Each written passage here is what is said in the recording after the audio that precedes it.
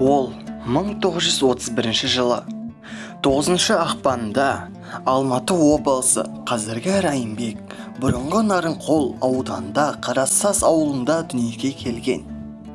Албан тайпасынан Алжан руынан шыққан. Ақынның туған күні жөнінде екі түрлі ақпарат бар. Алайда құжат бойынша ақынның туған күні ақпанның 9-ында тойланады. Екінші ақпарат ақынның анасы Нағиман апа былай деген: Мұқағалиым 1931 жылы наурыз айының 8-інде дүниеге келген болатын.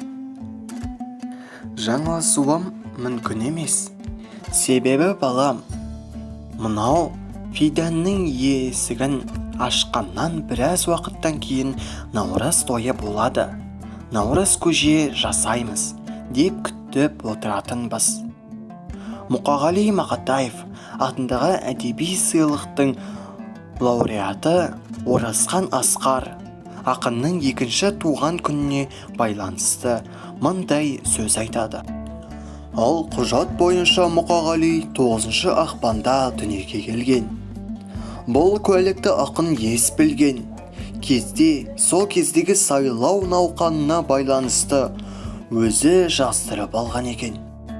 Азан шақырып қойған аты Мұхамбетқали, әкесі қарапайым шаруашы, колхозда сушы, шалғышы болып істеген.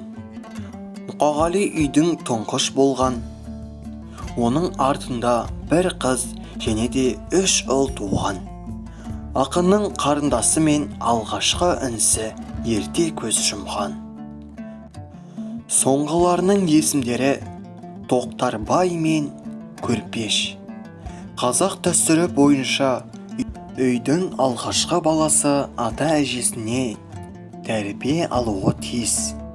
Сондықтан Мұқағали әжесі Тиннің қолында өсіп, анасын жеңгесіндей қабылдайды.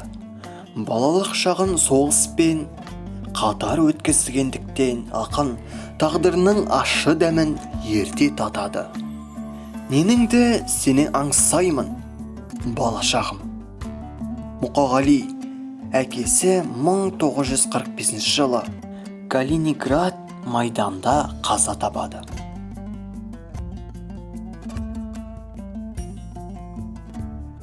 Осылайша Мұқағали Сүлейменұлы Мақатаев туралы бір қысқаша мәлімет беріп өттік. Назарларыңызға алғыс айтамын. Хош, саламатта болыңыздар.